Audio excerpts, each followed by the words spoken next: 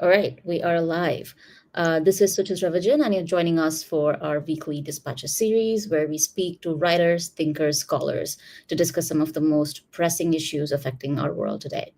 Today, we are discussing censoring Palestine, academic freedom on American campuses. What does it mean to teach, speak, or write about Palestine in American university today? As faculty and students across United States face arrests, suspensions, surveillance, and harassment for expressing their support for Palestinian struggle, it's become clear that academic freedom stops sometimes where Palestine begins. We've had syllabi censored. Today, teaching students what Zionism means is almost banned. Courses are getting canceled. Administrators speak of neutrality while enabling violence, and we are not just witnessing repression, but we're also seeing a very specific kind of a political purge. To discuss this and much more is the brilliant Professor Heba Gowayed, a leading sociologist and outspoken voice for justice, migration, and politics of belonging. I also want to add that almost a year ago, I had the great joy of sharing a panel with Heba and was completely blown away by how brilliant and smart and precise and just brilliant her analysis and takes are. So I'm just so glad that Heba, you're here joining us to have this conversation. Thank you so much for having me. And the feeling was definitely mutual on that panel. I'd found my panel bestie.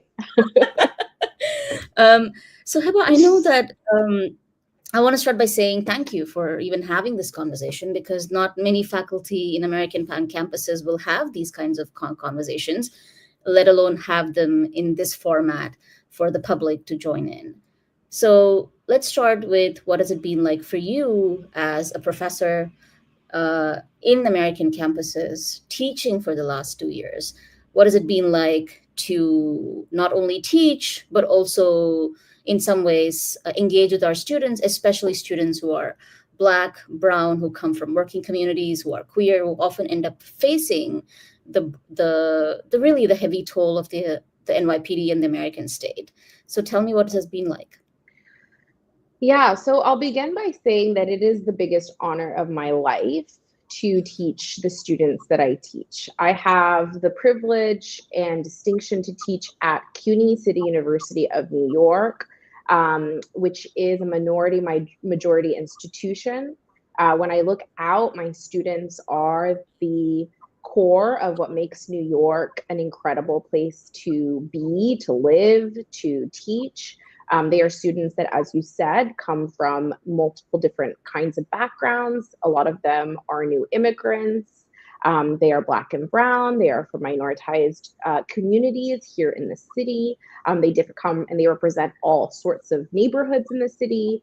And I feel like the classroom environment is such a space of learning for me and for them. I remember when I ended my first class, I called my dad, who I'm very close with, and I said, I feel like I found a puzzle, and I'm a piece of that puzzle, but I didn't know the puzzle existed. So I am very deeply honored and committed to these students. And it is from there that I've had these emotions of being both deeply inspired over the last 2 years and absolutely horrified. So it is our students who stood up and encamped and said that, you know, the genocide in Palestine, the apartheid that's happening there should not happen in their names. It is our students who have been pushing for our academic institutions to live up to their names as places of inclusion and learning, which means that they're not participating in violence abroad, but also not participating in violence against people within our campuses. So one of the 5 demands of the CUNY students, for instance, was to make public institutions, public universities public. So it was recalling actually a demand of the encampments of the 1960s, which are also a history of our students demanding better, minoritized students within the CUNY system demanding more, and calling for a free CUNY, right? So what we have is an incredible cohort of students who is standing up and unfortunately being repressed in horrifying ways. So, Suchitra, I'll share with you that, you know, when my students were removed from the City University of New York, from City College's encampment, I was there standing outside. As part of my personal history, I was also present during the Egyptian Revolution. And since then, right, I had not seen such police violence and operation with impunity and the beating of batons and the dragging of people and the kettling of people. And I actually had one of my star students in my classroom, a young Black man who I had watched during the entire evening, was not engaged in any kind of violence of any sort, get dragged by police officers and spend that night in holding. And that's just one example to show, and he got an A in the class, brilliant, did excellent work, was in my immigration class. And that disconnect between who I knew this student to be and how he was being criminalized and treated is such, a summary of this moment that we're in, which is this incredible erasure and attack on the most brilliant and the most righteous among us.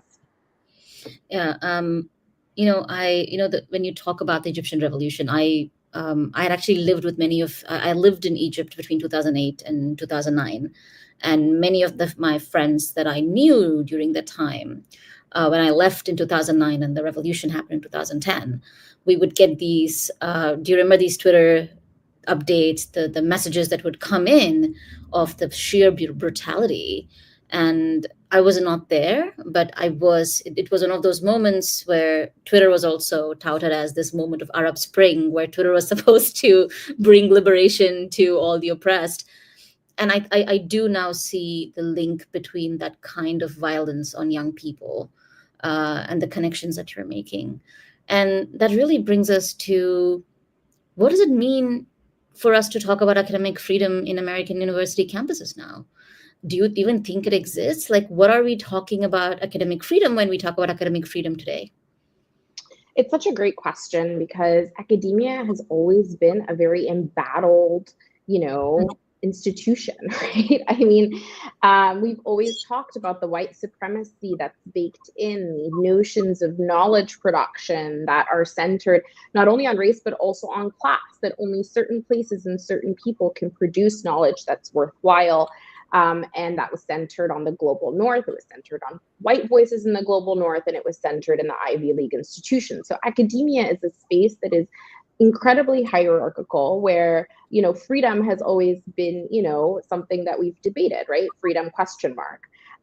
Still, that said, academia is also a space that attracts people like me and you, and tons of others who have a view of the world, a vision of the world that is distinct, because by design, and perhaps by white design, right, it is a space in which you have this sort of freedom of inquiry. It's a space that pays people to think, pays people to teach, to exist in company with other people, and that is something that is really beautiful about the academic space. And within that, there was, to an extent, some level of freedom of discourse, some level of freedom of having, critical approaches, of critiquing spaces. And that freedom within academia has long been the target for authoritarians, whether we say, small a authoritarians or big A authoritarians. Right? Whether that's, authoritarian, what I mean by that is authoritarians who want to sort of curb the voices of people of color versus authoritarians who are, an authoritarian political system. And often the two are not obviously distinguishable or not, mutually exclusive. And there's a reason why, for instance, the Rufos of the world were interested in policing the work of Black women. There are reasons why, it's always been a question of what diversity, equity, and inclusion means. And rather than thinking about it as a repair or a corrective for who's been denied that inclusion in the academy, it's being cast as, special treatment for people of color, which of course it has never been the case. And so, as we think about these and this is true globally as well. So even in places like Egypt, where I'm from, India, where you're from, we're seeing these authoritarian systems target academic institutions because they are spaces where these kinds of voices can generate. And that's because there's a lot of us together in one space with this theoretical protection for our voices. And so now what we're seeing is that weakness in the academic framework. So in that, by not just the targeting of people of color, the targeting of DEI, but I'm specifically also talking about the Palestinian exception, right? The Palestinian exclusion, which has long existed under the framework of anti-Palestinian racism, where, you know, long before October 7th, long before this current political moment, right? Stephen Salaita was a victim, right? Where there have been tons of academics who, because of what they have chosen to say, use their voices to say, have lost jobs, have been excluded, and particularly around Palestine. Pallegal has an excellent documentation of that goes back more than a decade. Yeah. I actually have a quick email from one of my students. Anya says, what's oh, that's a long email. Okay. What sets apart anti-Palestinian racism against the general Islamophobia that we've seen in American university campuses for a long time? Are they different? Are they same? How would you characterize what's happening now? Is it just Islamophobia or is anti-Palestinian? So basically, she wants to understand how is anti-Palestinian racism different? If so, is it part of the long history of Islamophobia or is it something else? And I think it's a pretty interesting question to kind of deconstruct and think through. It's a really excellent question. I would say that they're definitely they're mutually reinforcing for sure. But I think that Islamophobia alone, despite it being very entrenched in our academic system, I'll never forget on my first year at Princeton, somebody was admitted who had just been acquitted, a graduate student had been admitted who had just been acquitted for killing somebody during the Abu Ghraib scandal for assault, and he was admitted to the program no problem. And so Islamophobia is definitely part and parcel of the academic enterprise. The Orientalist voices, this estrangement of the global South in general, but also the Muslim world in particular. Even the word Middle East, right, comes from that history. The armchair anthropologists, etc. There's a long entrenched history of Islamophobia, both within the research design and process, but also within the experience of being Muslim on campus. But I think anti-Palestinian racism is actually perhaps a part of that general category, but a distinct thing, because there is so much, what happens with the Palestinian exception is that so many people who call themselves or see themselves as anti-racists, as people who would not discriminate against a Muslim student, as people who, see themselves as vindicating for other voices, make an exception for Palestine because they say, and it's under the guise of a different kind of bigotry, right? So it's under the guise of, defending against anti-Semitic, language or rhetoric or ideology, right? And so Palestine, in a sense, becomes sort of its own thing and allows for all of this kind of sanctioning and censoring and oppression about specifically on Palestine from people who otherwise would see themselves as not engaging in that kind of censorship and oppression. And as such, and the thing is that, the statement that none of us are free until all of us are free is so literally correct, because the thing is that any exception to freedom of speech or freedom of belief or freedom of ideology is an invitation to destroy the entire infrastructure. And that's what we're seeing now. So we're seeing that exception, which, historically we thought of as maybe a margin of the academic freedom story, migrate to the center as exceptions do, right? As exceptions to human rights always do, and rot out the system, be used as a vehicle to rot out the system by pernicious actors through people who don't necessarily think of themselves as opposed to academic freedom.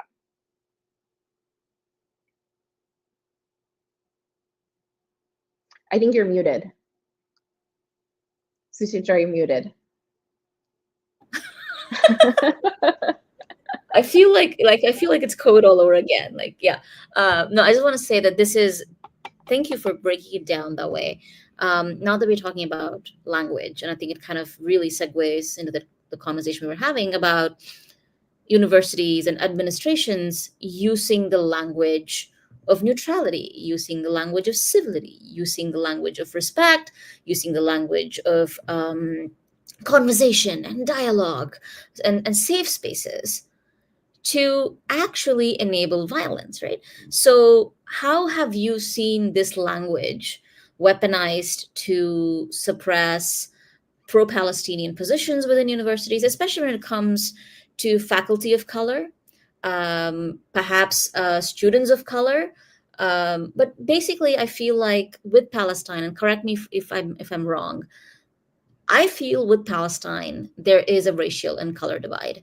Even Mhm. in protests, this really is a line that is dividing people between a certain kind of whiteness and closeness to whiteness, and people who see themselves standing with Palestinian, either as children of colonized bodies, grandchildren of colonized bodies. Do you see that racial line? So it's kind of a two-part question. So the language, but also how this language is you see being weaponized against people of color in the university spaces. Yeah, so I absolutely see a dividing line. I think that the protest movement has many, many, many anti-Zionist Jews, as well as people of color from all different stripes and backgrounds. So, it is not, and I think that the policing has also been incredibly racialized. So it's not, I don't think it's, the reason why I mentioned my student's race is because I don't think it's a coincidence that he was the one out of everybody who was there who was dragged by the SRGs, the NYPD Strategic Response Group. I don't think that, I think that the kind of violence that's being meted out on these protests is is due to that racial divide, right? Is that these are voices and these are bodies of people of color, right? Black and brown bodies predominantly, who are being dragged and violated by the police forces that our very academic institutions are calling. I mean, there's some part of this that everybody knows, right? Everybody who's listening to this knows that that's happening. But I refuse to accept it as normal, right? No matter how many times it happens, our academic institutions are participating, are calling the brutal arm of the state into our campuses to target our students' bodies. These are students. These are often 18 to 22-year-olds who are in your class under your instruction, right? If not your care, right? So like, how do we think about, what that actually means and how destructive that is to the academic institution? And this is not, while police have been called on campuses before, this had been an exceedingly rare event in the past decades, that has just completely skyrocketed with the attacks on the encampments and is increasingly normalized in ways that impact all of our students' safety, not just the students who are protesting. So I absolutely think that there's a racialized aspect to this. And in terms of the language of civility, of neutrality, of dialogue, of, oh, let's just bring people together and have a conversation. I think a big part of the failure of that language, I mean, not only is it is it incredibly racist language, right? And not only is it a language that stems from the idea that that it's best to maintain the status quo and maintain, no turbulence over the surface, rather than to actually listen to the voices of people who are saying, I'm hurt, I'm disaffected. I think this is wrong, right? So the voices of people who are pushing against the status quo become, in that language of neutrality, seen as antagonistic, as violent, right? Rather than the violence of the status quo being recognized for what it is, which is what those voices are saying. So there's nothing neutral about neutrality. There's nothing civil about civility if it is the caste by which status quo is maintained, right? If it's the cement.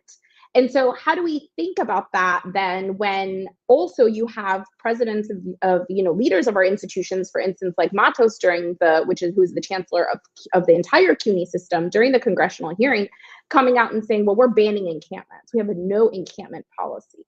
Well, what does that actually mean when we think about these are academic institutions where students are protesting to demand something better, that we're actually responding and saying this is in the name of civility, but it's actually a commission of violence because we're bringing these SRGs on campus, and we know, but I'll remind the listener that the encampments were never violent, but that the reaction to the encampments were violent, whether that be from, Zionist vigilantes like we saw at UCLA, or from the policing systems that these universities called in and weaponized against their very own students. You're muted again, hon. For those of you joining us now, either on Twitter or on our live streams, you can submit your questions through comments. I'm also taking questions through DMs and emails. So yeah, please keep them coming. We do have, I think my entire student class from last semester is listening in, and I'm just getting emails after emails. Hi, everybody. Yeah. So I have a question from a student of mine who's a big fan of yours on Twitter. And she says, Professor, how do you have time to tweet so much? And then exclamation point, and say, oh, please don't ask this question. And then she says, how do you make time to engage with your students on campus, but also make time as a public intellectual engaging on social media? I also often see the just blatant racism and misogyny directed against you, especially when you speak about Palestine and other issues. How, as both as a public intellectual, as a professor, as someone who is public facing, do you then learn to navigate these two roles? Or also, are you ever worried about your safety because things have gotten violent for other professors? So so you have a fangirl asking you. That's sweet. That's sweet. So I think you do have a huge presence, and you do have young people looking up to you to kind of learn from you, or the social media presence. It's been very helpful in terms of structuring conversations, making positions. So yeah, I'm curious too. Like, how do you do this? And yeah.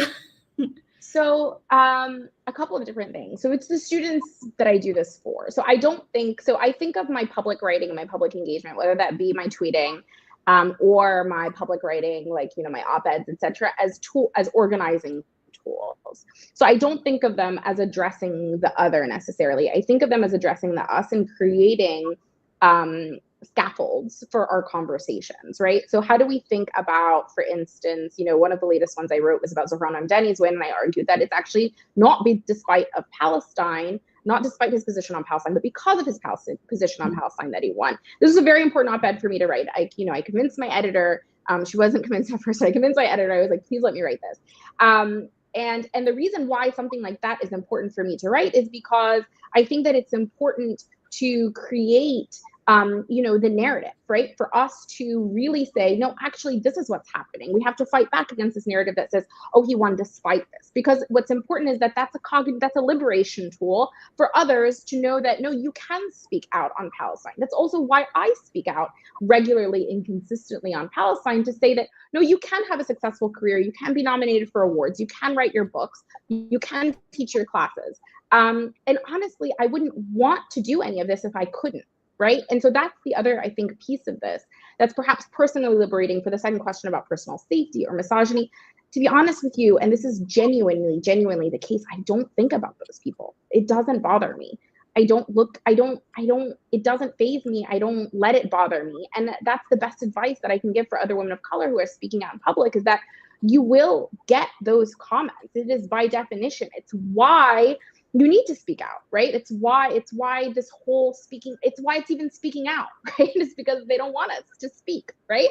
And so if you're going to do it, you're going to experience that. And honestly, the best advice I can give you is that those people just don't even factor. I don't dismiss them. I just don't think about them at all. And you have to have some level of that if you are going to do this kind of work, unfortunately.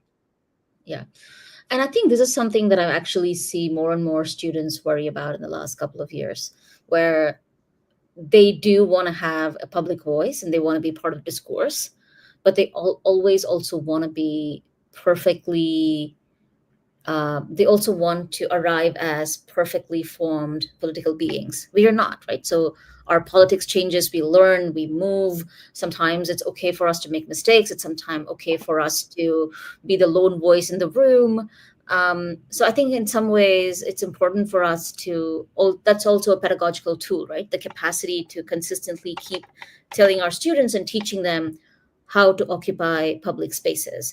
So I'm just going to very quickly check if there are more questions. If not, And while you um, do that, I want to add one more thing, which is that yeah, I do take, I appreciate you thinking that I tweet a lot, but I do take a lot of breaks. So there's days, there's times in the week. No, but I think it's really important because I think people need to yeah, like recognize, there were 6 months that I decided not to tweet. There are times right, in the day, there are days that I don't tweet at all.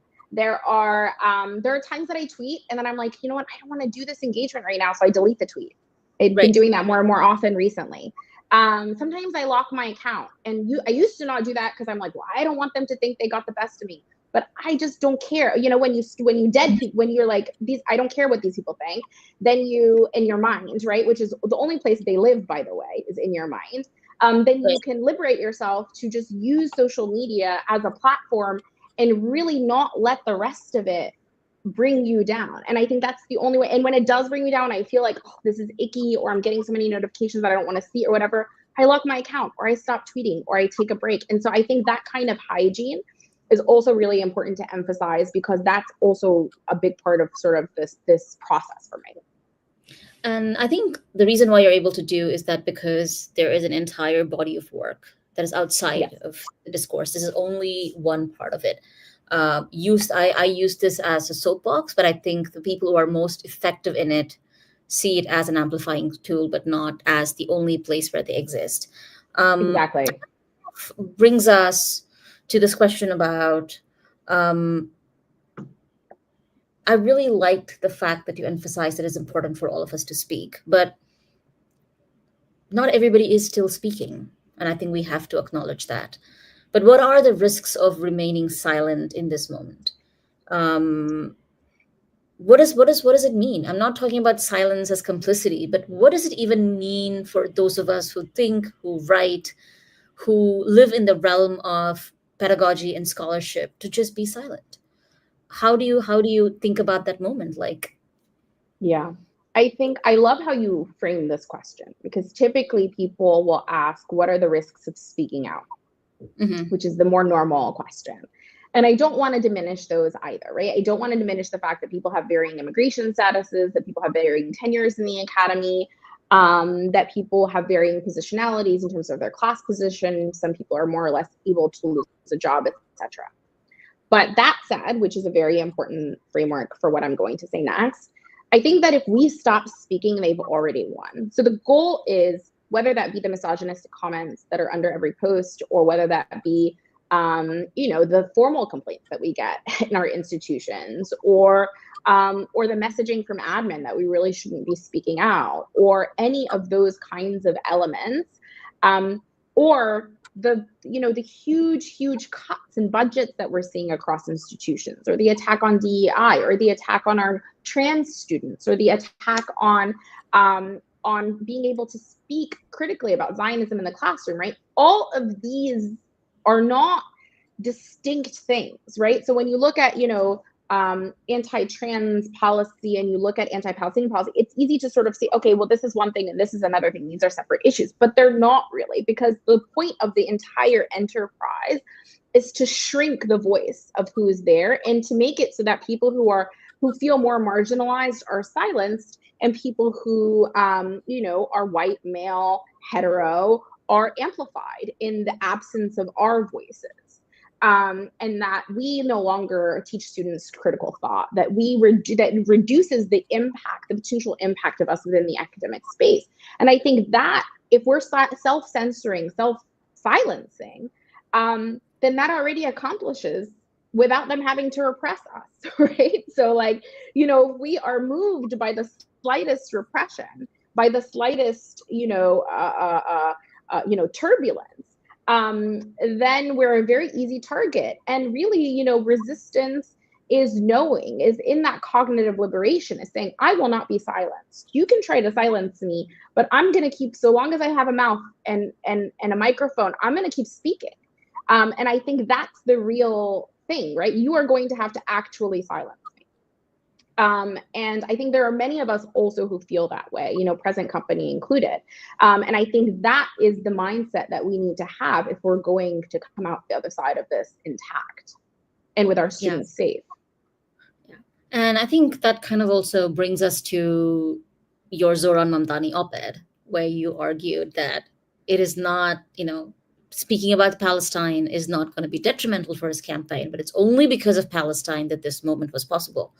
Can you break that down for us a little bit more? And also, I know that you, like many of us, we want Zoran Mamdani, or at least the idea of his campaign to win, right? It's not about him, it's about the idea of this campaign.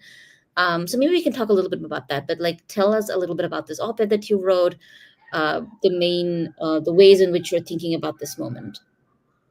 Yeah, so there was all of this rhetoric right when he won that, he won, but despite his position on Palestine, he won, but despite the fact that he was not willing to denounce globalized intifada, he won, but it was despite the fact that, he had participated in this divestment, in these policies that were attempting to divest, so the Not Another Dime campaign, for instance. But in fact, as somebody who was looking at the numbers, both of the fundraising that he was able to do, but also the fact that his campaign was a ground campaign. It was over 1 million people knocking, over 1 million doors knocked, right? It was this huge groundswelling of support from people who identified as democratic socialists, who identified as parts of Jewish Voices for Peace, who were part of these student movements that were being policed and criminalized and sanctioned, right? Who are part of Drum, right? Desi's Rise Up and Move, who are, and these are the organizations that first saw him and first endorsed him. And it was through them that his campaign was able to succeed. And so when you look at it, right, Cuomo out, and through PAC contributions, I can't remember the exact numbers right now, but way, it was sort of, I think it was 5 or 6 times more. But Zoran had the ground movement. So where he lacked in money, he was wealthy in people. And those people, the commitment of those people was not because of his TikTok videos, as, the Democrats would like to believe, right? Because it allows for them to have the success, which, question mark. It was not because of the social media use or because of the pithy lines or because of the debate performance. It was because people saw an authenticity in him, because he refused to back down on Palestine, which, as we have said throughout this conversation, is this exception, right? Is, people will talk about, cutting, money to billionaires, taxing the rich, providing housing. We've heard all that from a lot of other people before. We've heard fast and free buses. These are not platforms that are exceptional, but the commitment to Palestine, as he was promoting policies that also that resonated with a lot of people in terms of social policies, is why he won. And if he were, which is something that people are concerned about, if he were to back off of that position, I believe that he would lose a tremendous amount of his support. Because that support is predicated on that authenticity, and that authenticity is predicated on his willingness to hold the position that had for a long time been the unpopular position. Now, the other way that these students push, and the other way that he won because of Palestine, is because through our student movement, through Palestinian first, through Palestinian leadership, and then through Palestinian leadership and non-Palestinian leadership through our student movement, through that organizing, the public discourse has shifted, right? Most people want a ceasefire. Most people are sympathetic to Palestinians. Most young people, overwhelmingly young people, support the Palestinian cause. And so as we think about that, right, and these are this is bad polling that's asking all the wrong questions, and still that's the result that is showing. And so this shift in discourse, this shift in public opinion did not happen overnight. It didn't happen because of our politicians. They aren't speaking about this. It happened because of Palestinian activism, and it happened because that activism was amplified by our students who refused to back down and who made themselves the topic of news. For me, watching the mayoral debate and having Mahmoud Khalil discussed in the mayoral debate, can you imagine? Right? Here's a student activist who became a central part. What do you think about Mahmoud Khalil's detention? And people had to say their response. I mean, that is not the America. I grew up protesting for Palestine on the corner of a street with 10 other people from the Unitarian Church and the mosque, right? I mean, this was a minority opinion. People didn't know where Palestine was. They thought we were protesting for Pakistan. And so, as we're they're like, what's happening in Pakistan, right? No idea, right? So as we sort of think about this is a tremendous shift in public discourse that he benefited from, and that it's important to recognize that he benefited from. But in the last couple of weeks, especially since he's won, there's also been a lot of discontent, right? Like a lot of people within who support him are beginning to see, or at least are beginning to worry that some of the positions he's taking might indicate that he might actually, there are signs that he might abandon the Palestinian cause. And that is something that we're all discussing, and that's all something that we are pushing him to. And politics eventually is about pushing our candidates that we support to change. What are your thoughts on that? Because he has the new hire that he had, who's like a Democratic Party, someone close to the Democratic Party, some of the walking back on the positions about, what's happened since the gun violence. So what are your thoughts on this? Because I know that politics is messy, but at the same time, we do have to see this moment not about Zoran Mamdani, but the moment is about what it means for us to push a very specific political narrative. So where are you in terms of these criticisms? I have so many thoughts. My immediate thought is that we on the left are so traumatized. Time and time again, we want to see change. And we're like, okay, this person says that they are willing to, fix things for the working class, that they're willing to support policies that we agree with, and we are going to support them because these other politicians are absolute shit. And then over the course of the coming years, inevitably, that person is molded into the bipartisan political system, which, by the way, the biggest lie that's ever told is that the system is polarized. It's never been polarized. It's actually just two sides of the same coin, and it has been forever. So that's sort of my side. And then those people gravitate towards the center, which, as we said before, is not neutral, it's not civil, it is violent. And so I think there's a lot of that where we're all sort of tense, waiting for the violence to happen because it's happened to us time and time and time again.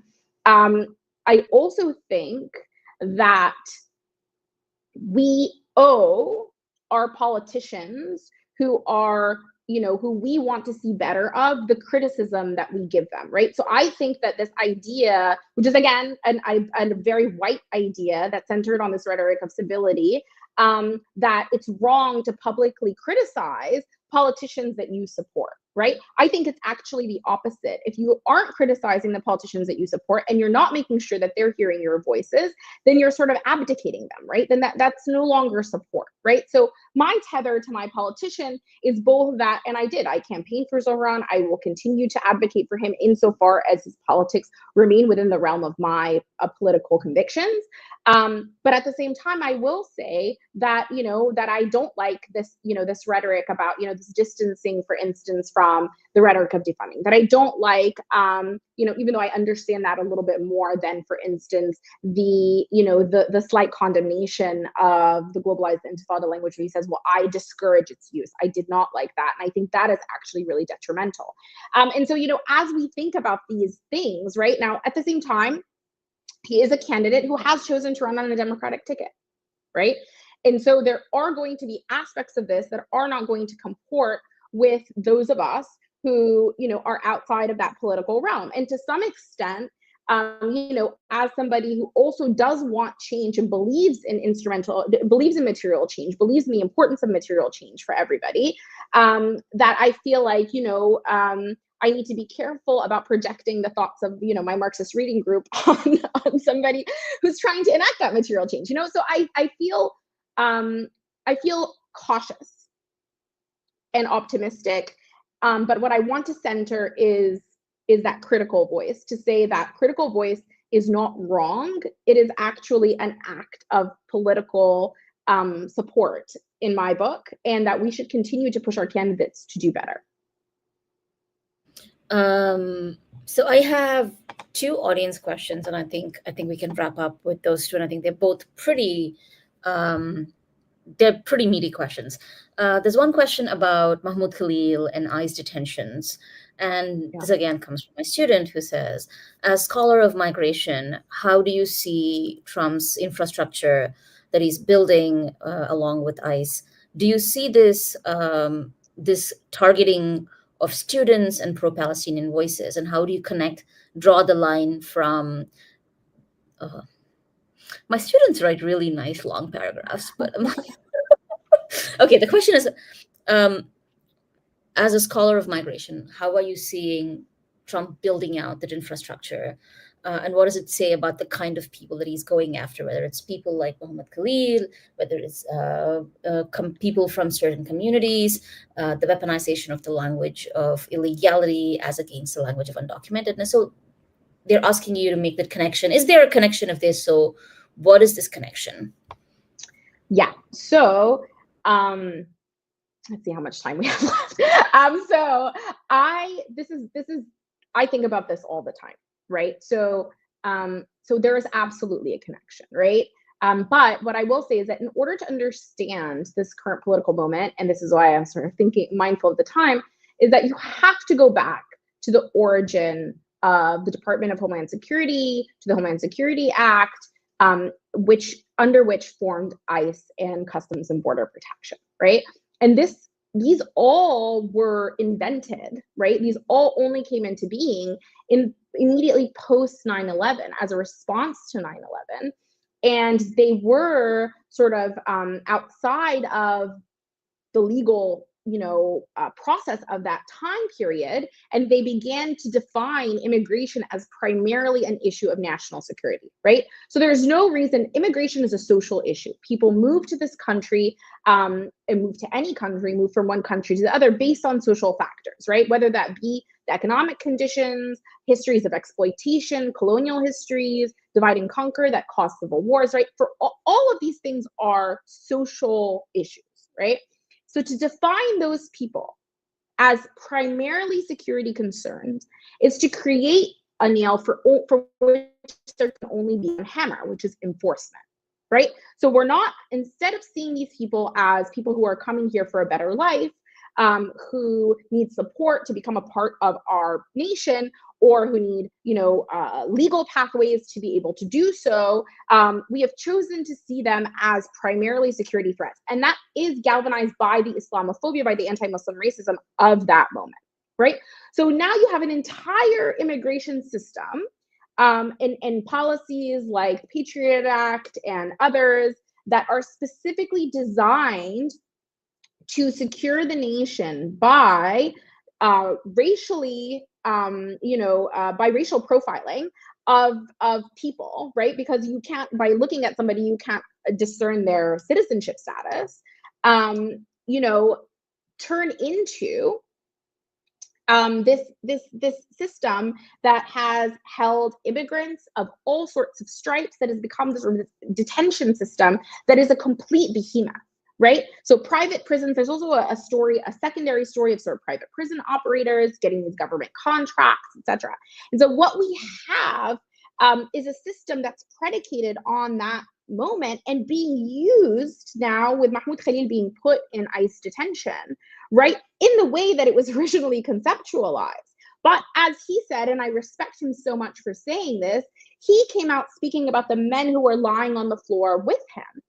Right? He came out to say, I was looking at the eyes of the fathers, but then I became a father. In that detention, I recognized what they were actually feeling, what it meant to be separated from your child. I mean, and those of us who are parents know what that, can imagine what that feeling is like. And so, as we talk about this is a system. And what's very, very important is that this is not a Trump system. This is a bipartisan system that has been, every year the money increases. Doesn't matter who's in power. The money increases, the money increases, the money increases, right? And we're talking about hundreds of billions of dollars. I think it's over $410 billion that has been spent on border enforcement under the guise of the system. That's in addition to, we spend 3 times as much on immigrant detention than we do on the adjudication of immigrant claims, right?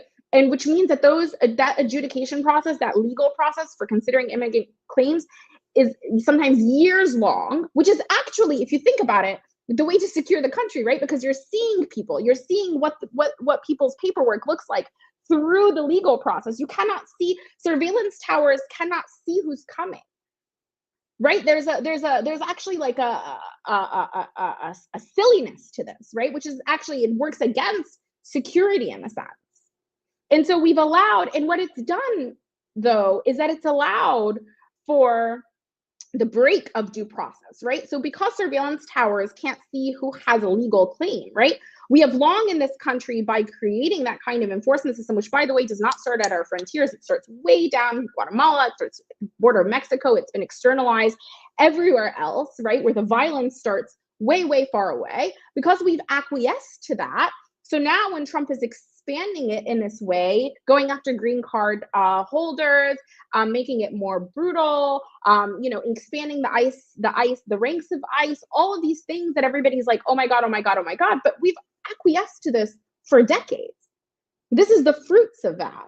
And the fruits of that is the destruction of the entire democracy, that any kind of semblance of democracy that this country has ever had. Because again, right, no one is free until everyone is free. And that break in one person in due process for any of us is a break for all of us, right? Is that it creeps, right? So next you have questions about birthright citizenship. Next you have questions about naturalization. But this is not, the idea that this is all extra legal is also not true, right? A lot of this is what due process looks like, right? So even the denaturalization stuff, it harkens back to the McCarthy era. It's not something that was invented out of nowhere. It's something that's never happened in this country. And so, as we think about, Du Bois was famously prevented from traveling to Paris to talk about, we charge genocide with Robeson and others. So there's all of these, and he was a citizen, obviously. So there's all of these, aspects of this that we're talking about as though there's something new or something that's just happened, that have been decades, if not centuries, in the making. Thank you for that. And I think it's important for all of us to make those connections, because this moment is never this moment. There is years and years of histories of incarceration and erasure and violence that kind of comes together for this moment.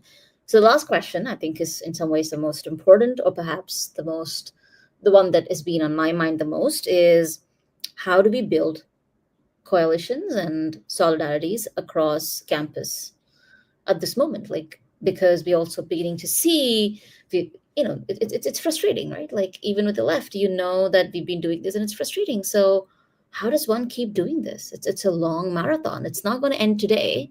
It's our lifetime. I know Mariam Kaba says that we do it, we do it till it liberates us. But where do you see yourself in terms of, especially your role at this moment on the campus, in terms of building coalitions, in terms of solidarities? Where is your mind at, and what are you thinking? And that this, I swear, is the last question of the day. But I think it's a meaningful question to end with. It's a super meaningful question. I think a few different things when I think about solidarity building. So I think that, on the left, again, back to our collective trauma, I think that there's two things that hold us back as movements on the left, and they're kind of related. And one is the demoralization of loss, right? Is that you're organizing, you're talking to people, there's fissures within the movement, you're trying to organize people, maybe you do a protest, but like, what is actually happening, right? It's very difficult to see. You don't get an immediate return, right? Because organizational work is not work that very rarely does it immediately change something, right? Which is why these moments of like institutions divesting become such, extraordinary feelings of liberation, right? Or votes or something like that, right? Where there are these targeted moments of change that, we send each other videos of and we feel really strongly about, because the vast majority of this work is not that, right? And then what that results in, and I'm thinking about my friend Iman Abdel Hadi as I say this, because she says this, is that we stop imagining ourselves as winning, right? So we work and we organize, etc., without imagining the possibility of winning. And that also reduces, the energy and reduces the way that we organize. We are not sort of thinking about what are the anchors of power here. What kinds of resources do we have at our disposal? How do we amplify our voice? How do we create coalition with others who we may not necessarily see eye to eye on everything, but who we can work together with to actually enact the systemic change? And I think a lot of what we do to organize is not necessarily that impactful immediately, right? So when you, for instance, look, and I think the student movement is a really important example of this, when you look at the student encampments, they're not particularly big, right? They're on all these different campuses. They're not necessarily coordinated. They're more mimicry, right? They do get completely removed by campus police and by policing that's called by the campuses.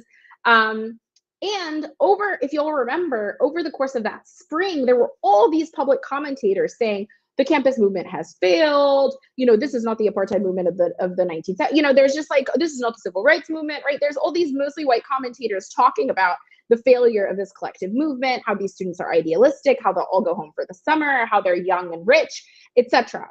Right? But then fast forward, right, and we see, right, the echoes of that. We see how public opinion has changed. We see, all the people galvanizing for Zohran Mamdani that enable him to win, right? We see a huge tide shift that you can't explain if you don't look at that social movement, right? So I think that as we organize, as we exist in our communities, as we continue to speak on Palestine, as we continue to support our students, as we continue to sit in community with others on our campuses, as we think about these protest actions or these open letters, or these conversations that we have, we go to these conferences, etc., we may feel that nothing is happening, but I guarantee you that those connections is the thing that's happening.